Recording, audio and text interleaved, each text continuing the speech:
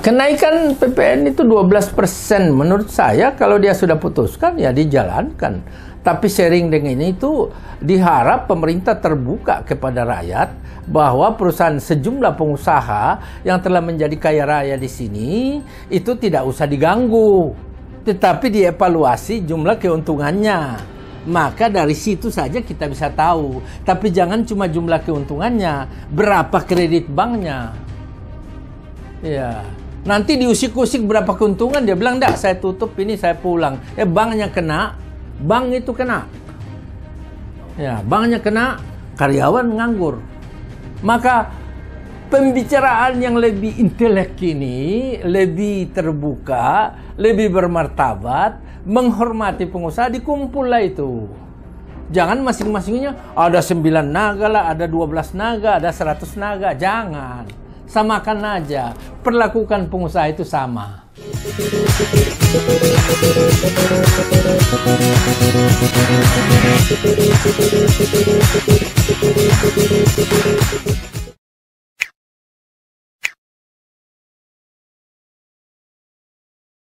Jakarta, kota yang tak pernah tidur, menjadi saksi dari berbagai kebijakan yang membentuk wajah perekonomian Indonesia.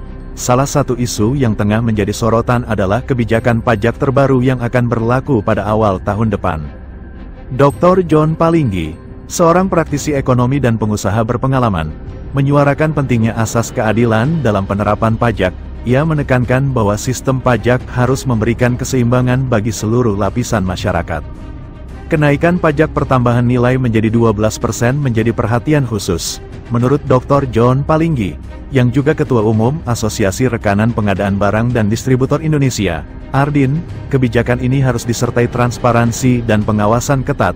Tidak boleh ada pihak yang diuntungkan secara tidak adil, sementara rakyat kecil justru semakin terbebani. Tidak hanya itu, Dr. John Palinggi, Ketua Harian Badan Interaksi Sosial Masyarakat, BISMA, juga mengkritisi pembebasan pajak yang selama ini dinikmati oleh pengusaha besar, terutama yang memiliki aset di luar negeri. Baginya, kontribusi mereka kepada negara harus dievaluasi lebih dalam. Kebijakan impor tekstil dan garmen dari China juga tak luput dari kritik. John Palinggi menyebut, keputusan ini merugikan industri lokal hingga memicu kebangkrutan dan pemutusan hubungan kerja massal.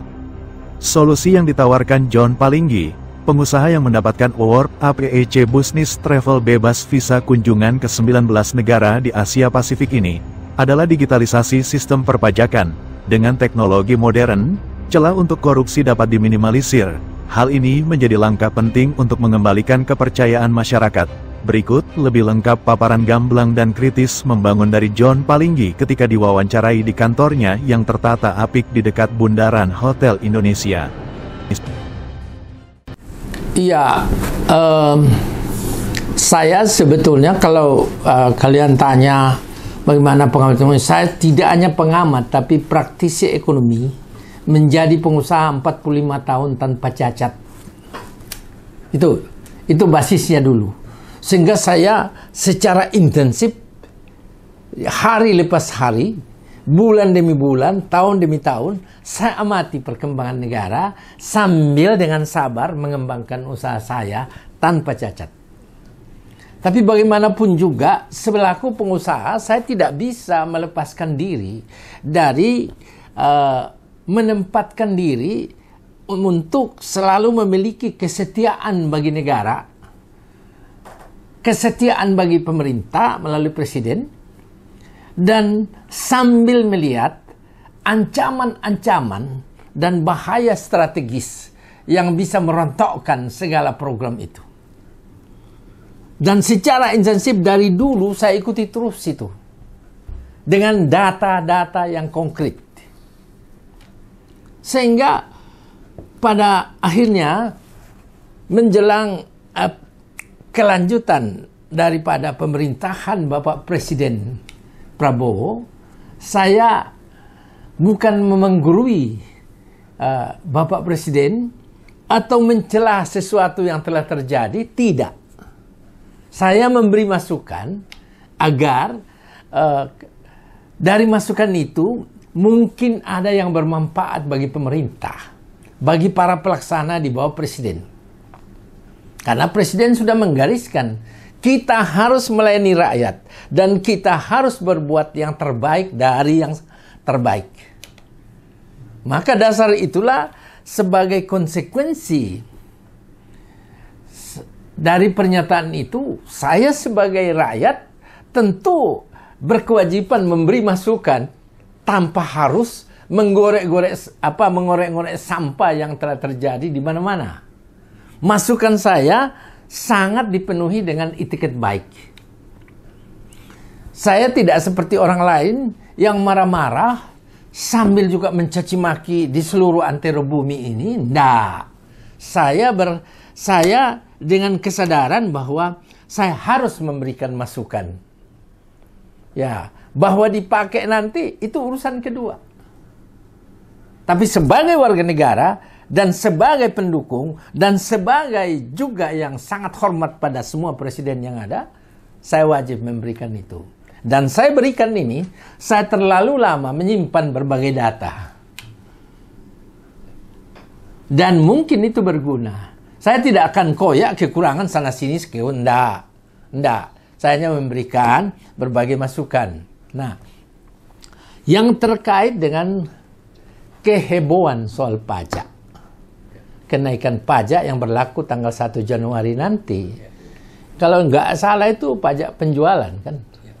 Jadi ya pertama ini misalnya menjual naiklah, ditambahlah 10% sana.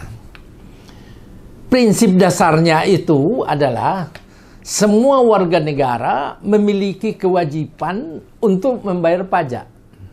Dan pemerintah diberikan kewenangan menentukan jumlah pajak yang dibayar oleh warga negara berdasarkan kemampuan yang setelah diteliti betul, kemampuannya seperti ini. Jadi bukan ditentukan berdasarkan kondisi kebutuhan uang untuk pembiayaan pembangunan. Memang dari orang-orang tidak tahu apa benar, banyak sekali kan ngomong bahwa ini cicilan pokok kita 600 triliun dari utang luar negeri. Kemudian cicilan bunga sekitar 400 triliun.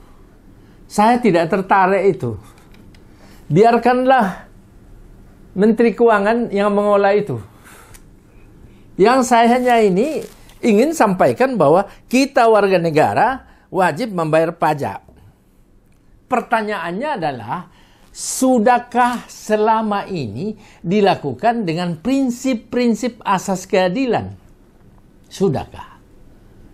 Jangan sedikit-sedikit, misalnya pembebasan pajak bagi semua yang punya harta luar negeri. Ternyata itu tidak terlalu efektif kan? Malah memperkaya orang-orang tertentu. Ya, oke lah, saya tidak pernah untuk memprotes kalau ada kenaikan pajak itu. Asal itu memiliki prinsip asas-asas keadilan. Jangan di negara ini ada orang yang hanya 20 tahun berusaha, dia sudah orang terkaya. Ya, mengapa tidak kekayaan itu dikontrol? Kalau dia tambang batu bara itu dia terkaya, oke. Dia ada hak. Jangan ganggu orang investasi. Prinsip dasarnya. Di negara ini jangan ganggu. Entah dari Cina, dari Amerika, dari mana, jangan ganggu. Karena investasi itu implikasi dampak positifnya dahsyat. Asal dikelola dengan baik dan diberi aturan asas keseimbangan antara kepentingan pemerintah untuk memperoleh dana buat pembangunan dan keuntungan bagi pengusaha. Jangan keuntungan pengusaha terus organisasi pengusaha sana sini mohon bebas pajak, mohon. Ini apa? Itu dulu. Dan kedua, saya baru tahun 75 sudah ketua Kadin Kota Samarinda. Ketua Masyarakat Perkayuan Indonesia Kalimantan. Ketua Kadin Provinsi Kaltim. Sudah ikuti. Tidak ada orang yang datang kayak mendadak, tapi dia atur. Diatur dulu itu diatur. Kamu boleh kaya, tapi bantu negara, bantu pemerintah. Ini enggak. Pengusahanya yang mendikte pemerintah. Ini sekarang ini saya bicara masukannya. Jadi apa? Saya tegaskan, jangan ganggu pengusaha selama asas-asas kepatuhan hukum dan kewajiban dijalankan. Masalahnya adalah, sudahkah diatur aturan itu agar asasnya berkeadilan? Jangan justru kepada pengusaha, udah apapun bebas, pajak pun bebas, kalau kenapa gaji rendah enggak apa-apa. Yang kedua, masalah satu contoh, Sritex. Nah, Sritex itu kan sudah 10 tahun lalu kasusnya. Kenapa sekarang heboh? Kenapa mesti pengusahanya dibantu? Saya tidak salahkan Bapak Presiden. Karena spontanitasnya beliau itu kasihan terhadap tenaga kerja. Apapun bantuan pada Sritex tidak akan jalan. Sekarang sandinya dirumahkan. Apakah rumah itu dibayar? Masalahnya manusia perlu hidup. Inti persoalan Sritex itu bukan soalnya tapi kelalaian pengusaha untuk segera mengadaptasikan diri agar bisa survive. Karena apa? Ada kekeliruan pemerintah masa yang lalu, di mana pemerintah membebaskan, ketentuan membebaskan semua barang masuk dari Cina. Jadi dulu tekstil dari Jawa Barat, di mana-mana itu, garment itu laku. Kita ekspor. Tetapi ketentuan datang nggak tahu siapa dalangnya. Maka ketentuan itu membebaskan seluruh barang di Indonesia ini datang dari Cina. Harga yang biasanya 750 bisa dibeli sini 250.000. Tekstil kena, garment kena. Ini yang saya maksud. Jadi jangan sekarang itu karena alasan bagaimana melindungi tenaga kerja. Jadi Wakil Menteri Tenaga Kerja terlalu cepat ke sana. Dia tidak tahu masalah. Masalahnya itu adalah dari dulu itu bermasalah. Kreditnya itu macet. Sudah bermasalah. Tetapi pengusahanya tidak berusaha untuk membuat supaya survive. Mengurangi karyawan, bayar pesangon, kemudian merehabilitasi mesin atau lain-lain, kemudian melihat pasar kemana yang baik. Tapi kasihan pengusahanya. Kita tidak bisa mencaci maki pengusaha ini. Karena kebijakan itu memperkenankan semua barang dari Cina masuk, garment kena, kemudian itu tekstil kena, apapun kena, termasuk sepatu bata. Jadi kebijakan pemerintah, kembalilah kepada kebijakan, namanya melindungi produksi-produksi ini. Nah, salah satu contoh itu. Sekarang juga dikaitkan investasi. Begitu hebohnya 1.200, di mana itu? Saya tantang siapa yang bicara 1.200 triliun, ada di mana itu? Yang ada adalah investasi G2G. Antara pemerintah dengan pemerintah diperkuat dengan perjanjian pemerintah akan memberikan perlindungan, muncullah pengusaha di bawah berusaha. Sekarang persoalannya, misalnya nikel, misalnya apa, tambang emas apa, berapa yang diperoleh negara dari situ? Itu dulu. Berapa yang diperoleh? Saya tidak ingin mencela sana, mencela, enggak. Kita memberi masukan. Jadi kalau misalnya Anda sebagai pengusaha, berapa yang beri kontribusi? Saya dengan berkeringat, berpeluh, mencari makan dengan cara benar. Nggak ada yang... Ya, di kantor ini 34 tahun sudah. Jadi itu dulu.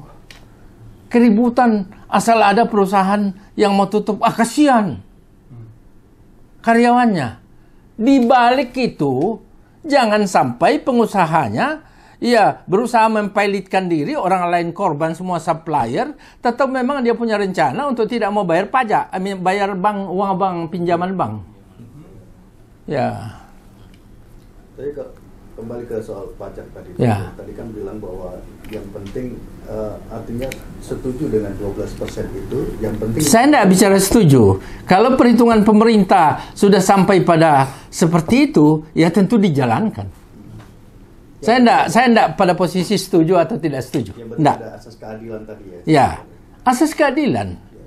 Asas keadilan artinya orang-orang yang dalam sekejap bisa menjadi kaya raya di Indonesia, sudahkah dia telah memberikan kewajibannya terhadap negara sesuai dengan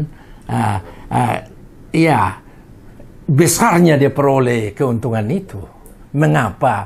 Mengapa dulu perusahaan-perusahaan minyak dirasionalisasi, diambil itu? Karena soal-soal itu.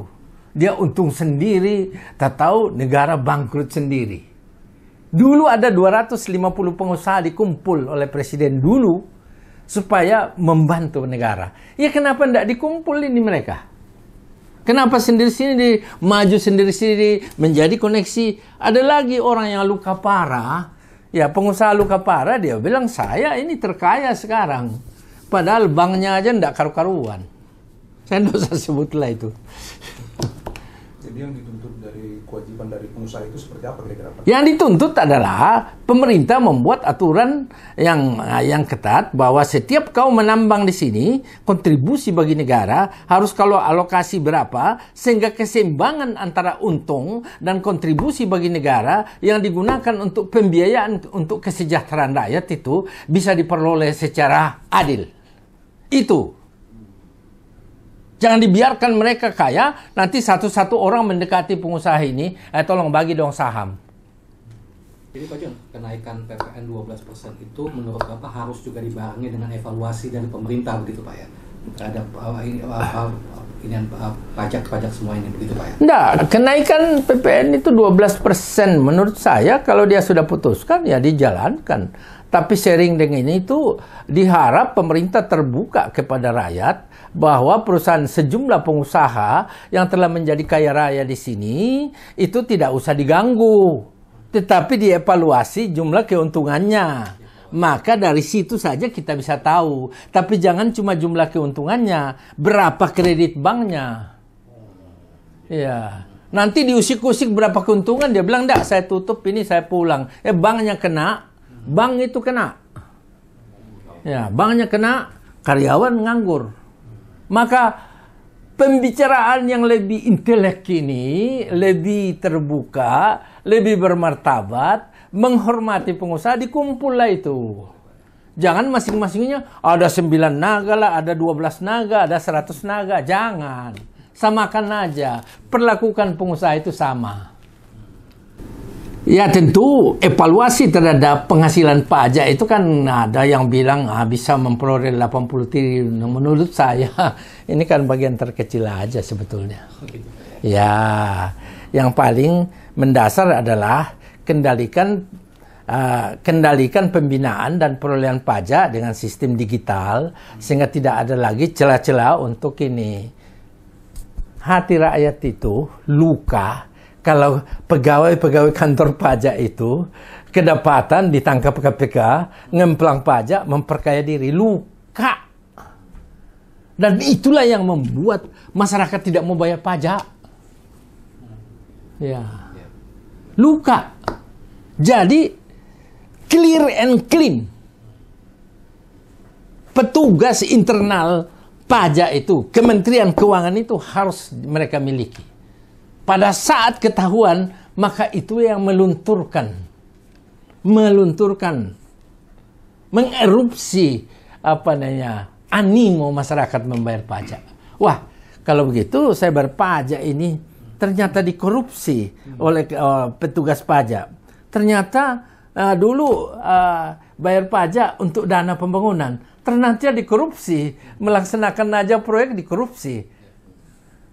Maka implikasi pembayaran pajak harus menertibkan secara komprehensif integral. Internal pegawai Kementerian Keuangan pajak khususnya, pajak bea cukai dan lain-lain, dan juga institusi pemerintah itu. Dan ini adalah bagian dari program Bapak Presiden untuk menertibkan secara komprehensif integral. PPN 12% ini sebenarnya hanya kepada masyarakat atau berdampak juga kepada kalangan pengusaha yang dalam ini ya punya usaha-usaha ke depannya? Ya bisa berdampak kepada semuanya kan, siapa saja menjual kena pajak kan. Dampak ke pengusaha kira-kira seperti apa? Dampak ke pengusaha, ya selalu pengusaha ingin bebas pajak. Ya kan pengusaha kan selalu ada, wah kami ini bisa berhenti kalau tidak pajaknya begini. Ya jangan begitulah. Ya, malah dia harus dievaluasi. Bisnismu itu untung berapa dalam 1 bulan. Tapi tidak usah dirojok-rojok sampai diintimidasi. Tidak usah lah. Pengusahanya nelari nanti karyawan nganggur, bank kolaps. Karena dia pinjam dari bank. Ada banyak cara pengusaha untuk mematikan bisnisnya. Termasuk dia bakar pabriknya itu.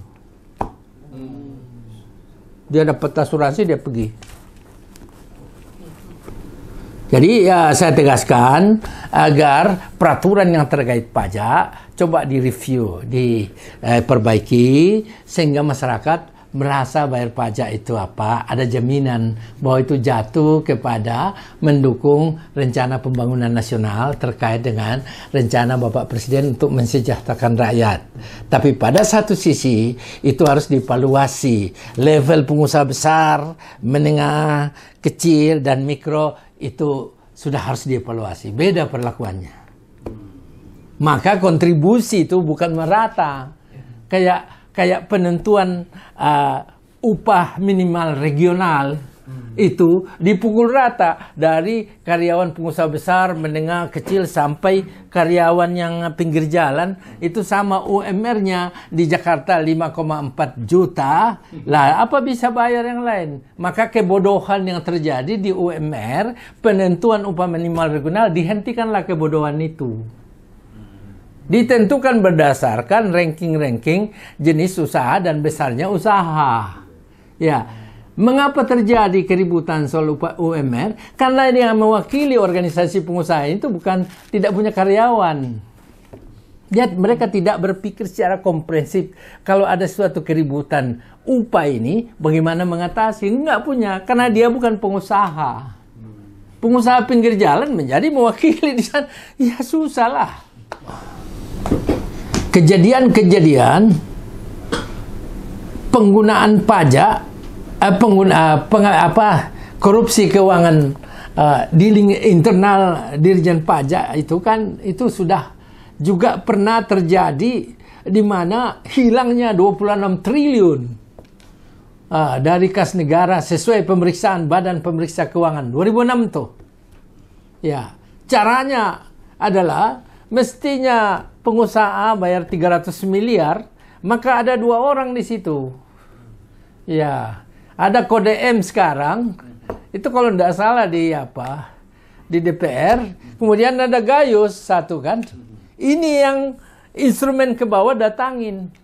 Jadi didatangin mau enggak 300 miliar kau bayar, mau 100 miliar. Mau, maka dirubah karena passwordnya dia 2 orang ini di bawah Dirjen Pajak. Kepala Dirjen Pajak ini, Direktur Jenderal ini, 2 orang ini operator. Nah, nanti minta 300, kau mau bayar 100 miliar enggak? Mau. Caranya gimana? Jangan nipu. Nah, ini saya bisa ini, password. Oke, 100. Tapi ingat, 100 miliar buat kami. Kamu dapat untung 100. Itu yang merusak negara. Ya. Dan kehilangan 26 triliun itu hasil pemeriksaan BPK. Akibat kehilangan itu Ibu Sri Mulyani memecat seorang kan. Ya, jadi tidak itu masalah kita di Indonesia itu kalau kehilangan keuangan kemudian disatukan. Ya, jebol Bank Syariah disatukan. BUMN jebol mau disatukan lagi. Ya seperti itu. Enggak segampang itu. Jadi sekali lagi perangkat informasi teknologi dengan berbasis digital yang canggih itu mutlak dilakukan internal kantor pajak dan Kementerian Keuangan yang khususnya pemasukan keuangan. ke negara itu. Kenapa ini penting? Tidak hanya di Dirjen Pajak. Ini penting dilakukan karena supaya di Kementerian Keuangan juga tahu berapa sih sesungguhnya utang kita. Tapi nanti kita bahas tersendiri itu. Ya. Tapi istilahnya sistem digital itu perlu diperkuat begitu Pak ya. Saya ingat bahwa ada seseorang yang diangkat namanya Dr. Yehezkiel. Diangkat oleh Ibu Sri Mulyani untuk memperbaiki sistem dan prosedur internal kantor pajak itu supaya canggih. Kalau tidak salah namanya Dr. Yehezkiel. Ya, apakah itu sudah dilaksanakan atau bagaimana? Karena celah untuk memperbaiki pelayanan kantor pemerintah ke depan semakin diperbaiki, tetapi ada aja orang di dalam yang ngaco itu. Apakah itu sudah dijalankan atau tidak? Tapi pengharapan saya supaya perubahan-perubahan dengan pengendalian informasi teknologi dan digital yang bagus, jangan gunakan asal-asalan lah. Yang bisa dirubah-rubah itu. Nah, itu penting dilakukan, khususnya di kantor pajak.